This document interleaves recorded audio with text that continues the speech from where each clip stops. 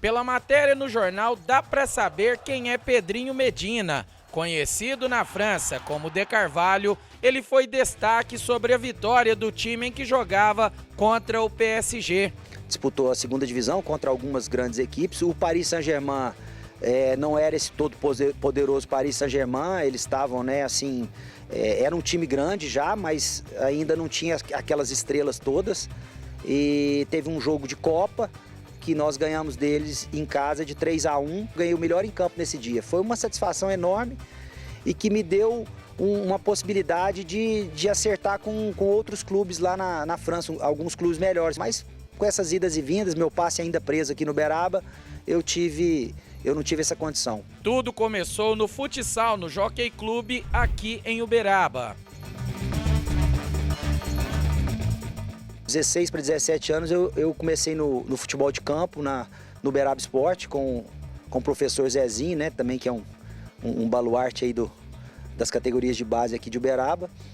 E já no segundo ano, o primeiro ano meu foi juvenil, no segundo ano eu já subi para o júnior e já assinei o primeiro contrato profissional, já com 18 anos. Tonzinho, Lobão, Donizete goleiro, o Binga, né, um grande centroavante que marcou época aqui também.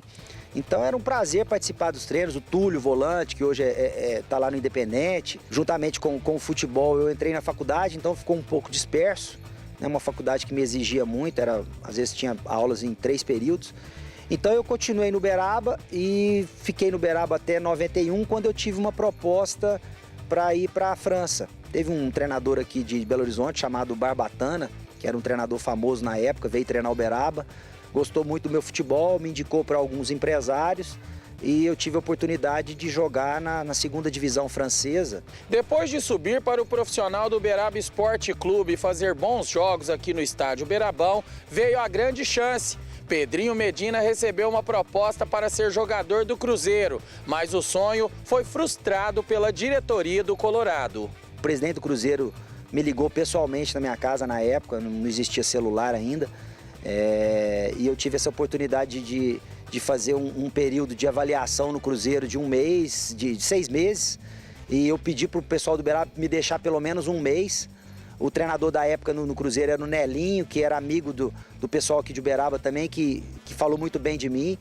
Então, assim, estava bem encaminhado, mas os dirigentes do Uberaba na época queriam um dinheiro absurdo, que eu não valia. E os dirigentes do Cruzeiro declinaram da proposta e eu fiquei a ver navios, fiquei 1 ano treinando no Uberaba aqui, sem contrato, também não quis renovar com o Uberaba. E aí minha carreira no futebol de campo foi embora por causa de alguns dirigentes aí que foram gananciosos na época, não vislumbraram um dinheiro talvez no futuro, já queriam um dinheiro ali de imediato. Isso aí atrapalhou um pouco minha carreira. Não sei se eu daria certo no Cruzeiro, não sei se eu conseguiria ter categoria suficiente para jogar no Cruzeiro, mas era uma oportunidade que bateu na minha porta e eu não consegui abraçar. No futsal eu tive uma proposta muito boa do campeão mineiro da época, era o Arsenal, tinha um patrocínio da Texaco, aquela marca de combustível, né, de lubrificante, um patrocínio da Nike também, era um time importante de Belo Horizonte, que tinha ganho o Campeonato Mineiro e ia disputar o Campeonato Brasileiro. Eu tive uma proposta muito boa, proposta interessante. Depois, no outro ano, começou a Liga Nacional, eu tive uma proposta do Minas Tênis, né, que era um clube maior ainda. Aí, com o Arsenal, eu fui campeão mineiro e fomos 3º lugar no Brasileiro. E depois, no outro ano, eu disputei a primeira Liga Nacional com o Minas Tênis, fomos campeões mineiros também. E tive o prazer de disputar a primeira Liga Futsal, que foi em 1996, foi uma experiência marcante. Depois disso, depois da passagem do Minas, eu fui jogar no futsal do Rio Grande do Sul, que era o futsal mais proeminente da época, era o principal celeiro ali de clubes, era o Rio Grande do Sul, sempre foi com campeonatos ouro, prata e bronze, 1ª, 2ª e 3ª divisão, ginásios lotados, investimento altíssimo. Eu fui para o Rio Grande do Sul e de lá um empresário me viu e me levou para a Espanha, que também é o principal campeonato de futsal do mundo. E eu fui para a Espanha na época também, joguei 1 ano na Espanha e depois disso eu tive uma proposta para ir para o futsal belga, que estava se desenvolvendo. E como eu já falava francês da minha passagem pela França, isso facilitou demais, eu já cheguei na Bélgica super adaptado.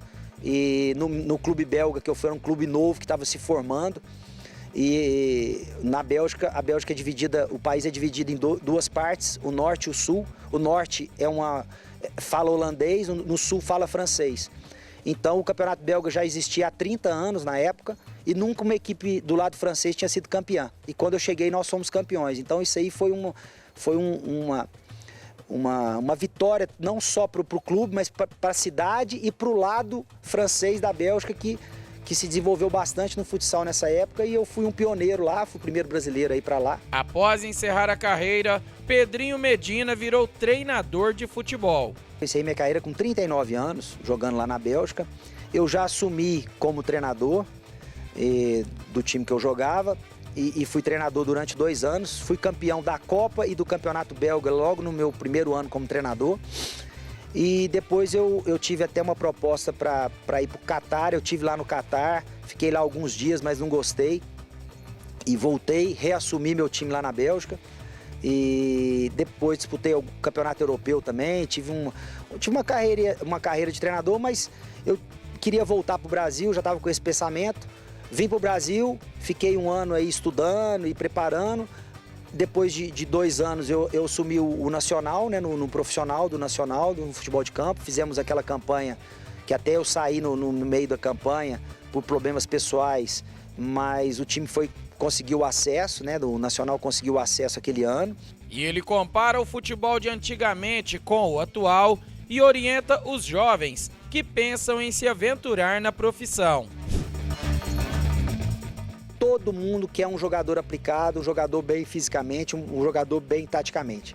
O bom de bola, ele está um pouco de lado, né? Então, eu costumo falar que existe o bom de bola e o bom jogador. Bom de bola tem aos montes aí. Qualquer escolinha, qualquer rua, qualquer canto de esquina, o Brasil é recheado de talento de jogadores bom de bola. Bom de bola tem muito. Tem o primo, tem o filho, tem o sobrinho, tem o amigo. Agora, bom de bola para bom jogador, a diferença é enorme. Um garoto que joga bola, ele tem mais facilidade para passar no vestibular, para conseguir um curso numa faculdade, na própria vida, sair de situações difíceis na vida, às vezes uma perda importante na família, ele consegue lidar com mais facilidade. Então o futebol ensina isso pra gente, né? Esse ritmo de competição, de pressão, de dificuldade, de ter que estar sempre bem preparado para tudo. Isso aí serve para todos os setores da vida e isso aí me ensinou muito.